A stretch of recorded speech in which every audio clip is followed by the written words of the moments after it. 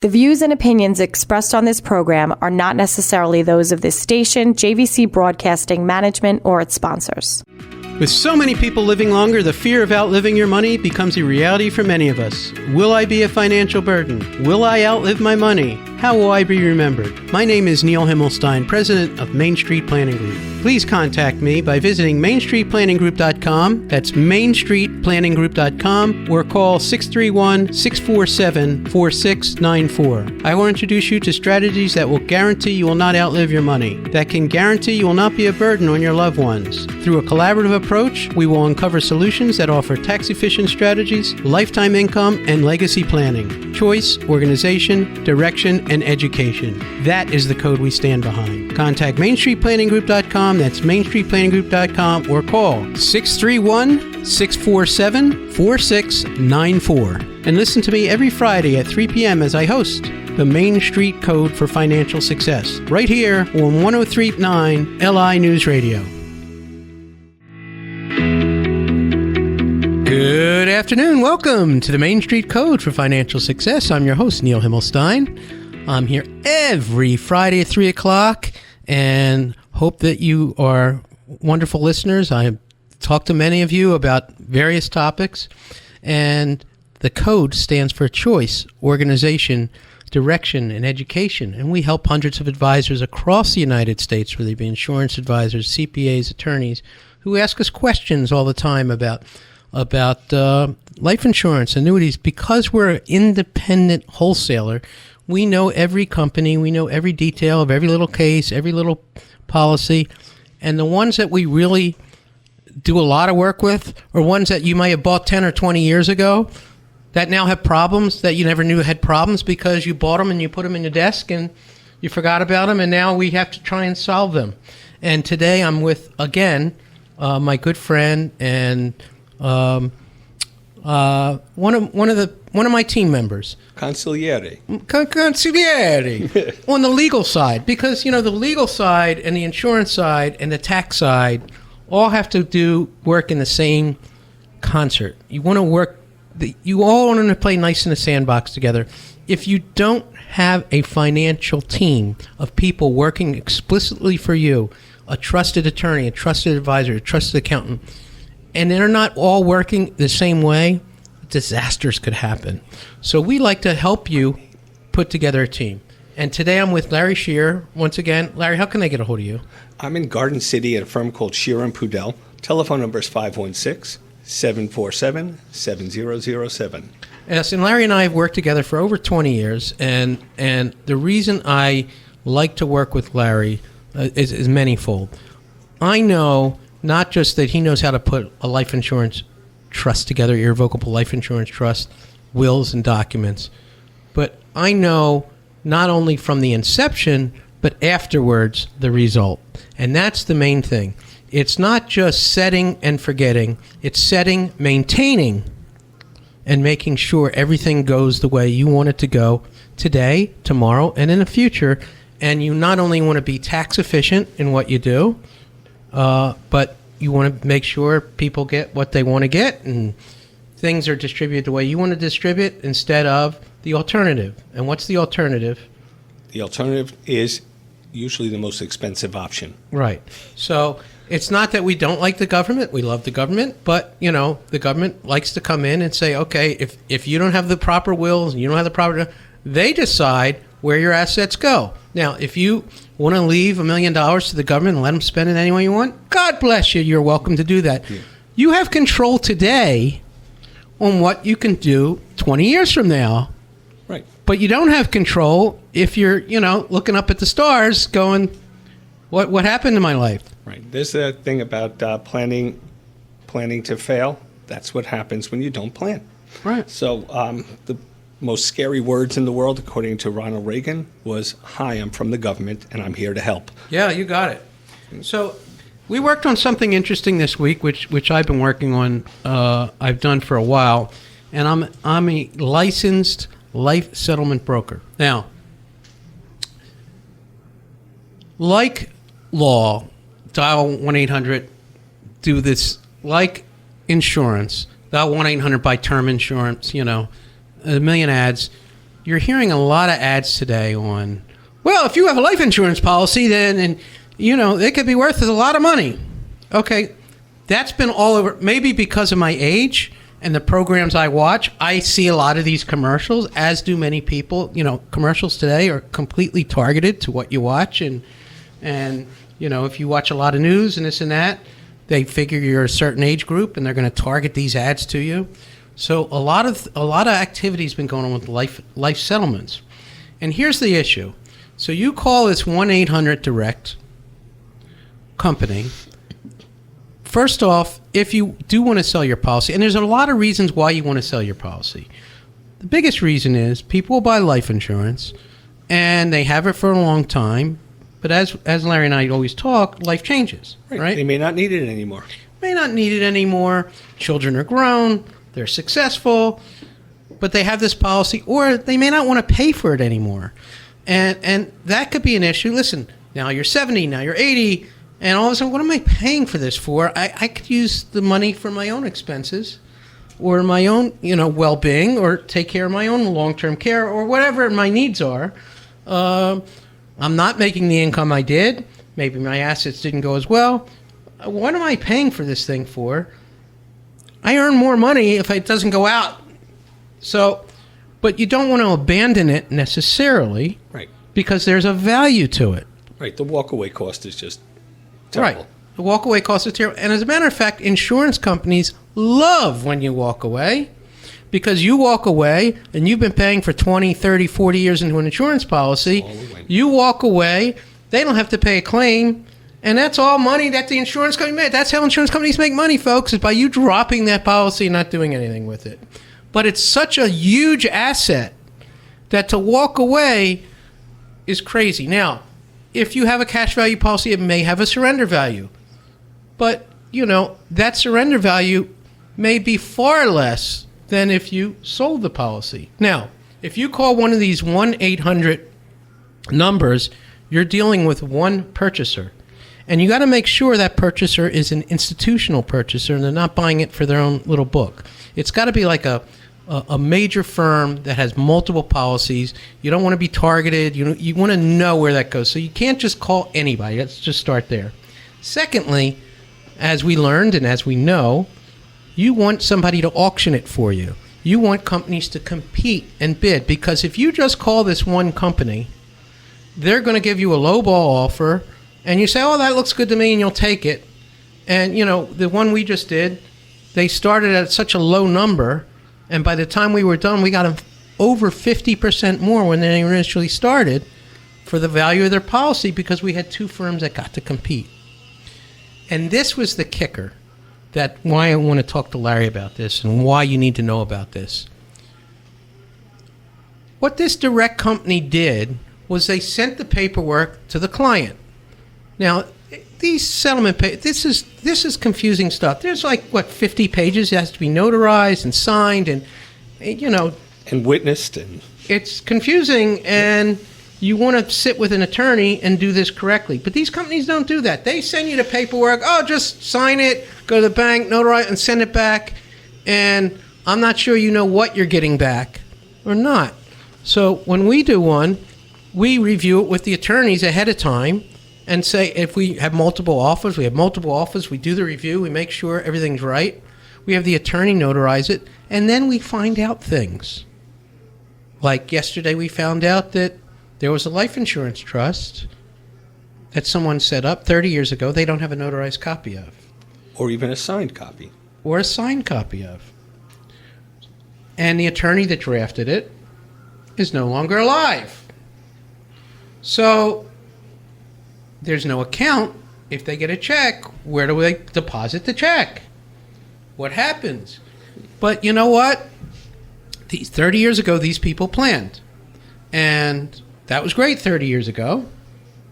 But here we are 30 years later. They're now in their 80s. And they have children. They have different disposition goals and needs and things. And this is why they didn't want the life insurance policy in the first place. They didn't want to pay anymore. Okay? They could probably afford it, but what am I paying for this thing for? And they had a couple policies. But, why am I paying for this one? They had term policies that you can't do anything with. They had this policy. what am I paying for this for? So that's frequently happens. And there is a value to this. And it's a huge value. And you may have an asset sitting in your closet that you could use today for expenses. I'm working on several others right now where, there were survivorship policies and one person died and, the beneficiary. So it's a very valuable asset. You need to call us at Main Street Planning Group so we can evaluate for you some of your best options. And then we need to take it to Larry Scherer, who can help us determine what your best options are. You're listening to the Main Street Code for Financial Success. This is Neil Himmelstein. I can be reached at 631-647-4694. And we're with Larry Scherer of Scherer and Pudell. Larry, how can I get a hold of you? You can call me at 516-747-7007. Thank you very much, and we'll be right back after break.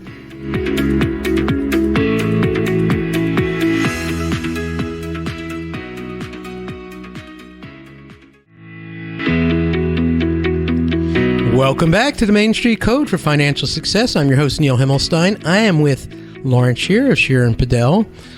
They're an attorney that specializes in estate planning, elder law planning, business continuation planning. They have another branch that does real estate closings and things. And huge firm, but a personable guy and friend who's helped me with many, many clients over the years. Help me, I help him. It's, he comes to me for certain things. I come to him for certain things, a lot of things. And, when it comes to insurance, he knows to come to me. And when it comes to legal, I go to him, whether I know it or I don't know it. But Larry figures it out. One of the things I came across recently was a situation with tenants in common. And I want you to go through the definition. And then I'm going to tell you about this situation I walked into. So tell me what tenants in common means when we talk about ownership of property. Okay. So there's two types of property. There's real and personal property. Tenants in common have separate inheritable interest, as opposed to joint tenancy or tenancy by the entirety, where one person dies and the other remaining owner is a 100% owner at that point. They get rights of inheritance. Okay. So I have a house. And I don't have a tenants in common clause in my thing, but what if I did? I mean, is it automatically my spouse and I are tenants in common? Is that an automatic? No, in fact, if you are married and you buy property together, it's automatically a tenancy by the entirety unless you otherwise denote it in the title. Gotcha. Okay. So here's a situation I walked into. This was actually last year, and it's still a mess. I worked with a woman who's, 70s or 80. I forgot her age. But during COVID, she had a tenancy in common with her husband, her son, and her daughter. 4 tenants in common with her house, which is her primary asset. The husband died during COVID, and her son died during COVID, who was married to a woman who's disowned her and her grandchildren and has kept their grandchildren away. Her one daughter's very close, but they have a problem if she passes. Maybe without doing advanced mathematics, I could see the thing twisting in your head. I purposely didn't give this to you ahead of time because I know how your mind works. So tell me what the problem is, because I already know it, but maybe you can go in a little more detail. All right. So what happens when somebody dies is they either have a will or they don't. If you don't have a will, you really do anyway. New York wrote it. It's the laws of intestate succession. If her husband died without a will, the children are going to share in the value of the home as follows. The first $50,000 in his assets will go to his spouse. Then the spouse splits 50-50 the remaining property with the children. Now, that may not be the intention of the person. That's why we draft our own will. That's the fallback provision. If he has a will, it most likely was an I love you will, or everything I have goes to my spouse, everything my spouse has comes to me. Let's assume it is, but the house is still in tenants in common. Right. As it stands now. So you're only dealing with the 25% interest that the deceased spouse had, and now we have to figure out where does that ownership devolved to, and that's what happens with real property. It devolves as opposed to gets administered. The second you die, whoever is supposed to be the owner ends up being the owner at that time. So in this situation, the husband died. There was 4 tenants in common. So now we have 3 tenants in common. Yes. Okay. The son died. His estate has never been rectified. His wife now, I believe, owns a portion of that house. She'll own, without a will, she'll own a portion of the house to the extent of his interest, with that same formula of the first $50,000 in value will go to his surviving spouse, and the rest will be split with his children and her. And if his children are minors, we've got some problems, especially if we ever want to try and sell that property. So, but the woman wanted to leave the property to her daughter. She can't right now. No. So the answer I came up with is you have to buy the daughter-in-law who's disowned you out now if you want your daughter to get that house. Or your daughter has to buy her shares out. And that only works if there is a will and everything is given to the daughter-in-law. If the daughter-in-law was receiving everything by the intestate laws in New York, her children may own an interest in the property, and a guardian ad litem might have to be appointed in order to give them the authority to sell. But see, here's somebody not with great means. I mean, maybe she has 100 or 200,000. She's 80 years old. She has a house. She has some Social Security. She has a small pension from working in a bank or whatever she did. But yet her husband died and her son died, and she can't see her grandchildren. And her daughter, you know, her grandchildren own a piece of the house. A daughter-in-law doesn't talk to her and excommunicated her. What a mess. And this can go on from generation to generation to generation, right? Keep going, right? Well, the ownership has been split, so where it ultimately ends up depends on when someone eventually forces a sale. Now, here's another situation that happens. So, while it's all well and good, and everything was good and with good intentions, and maybe you think, oh, I'm just going to do a will online and do this and do it the cheap way. Everybody doesn't do it the cheap way. It ends up costing you a fortune. Now you got to go to court. Now, Surrogate's court in New York. Let's talk Suffolk County, okay? Because I live in Suffolk. I know you live in Nassau. How long does it take you to bring a case to Surrogate's court?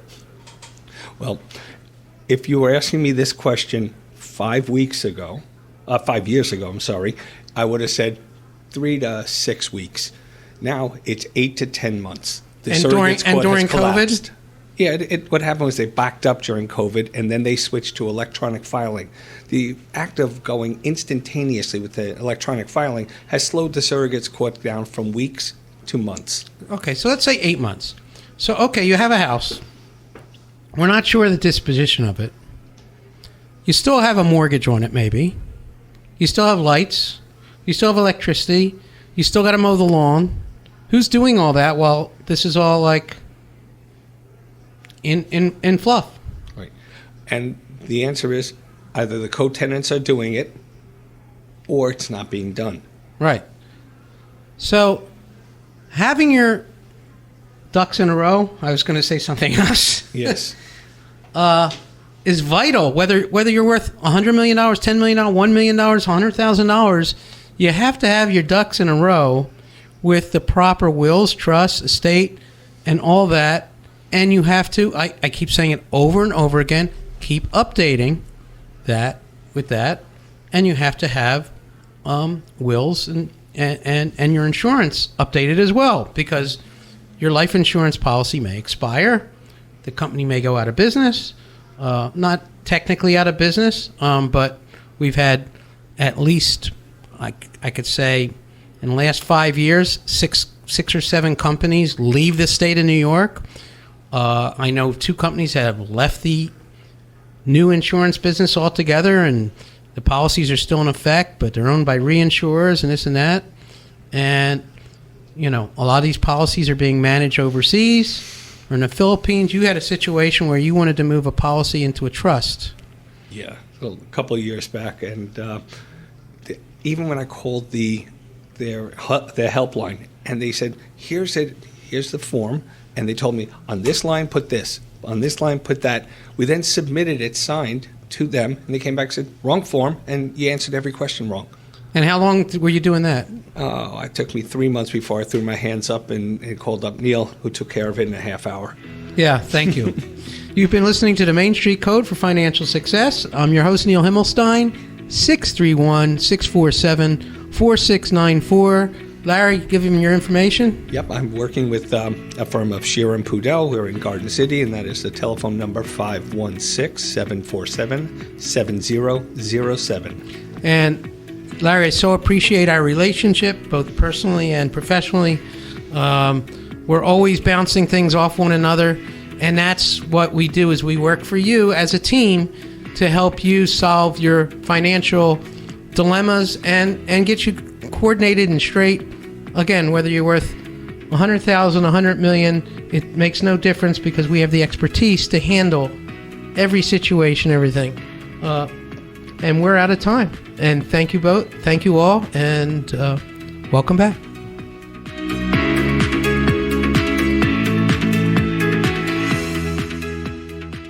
The views and opinions expressed on this program are not necessarily those of this station, JVC Broadcasting Management, or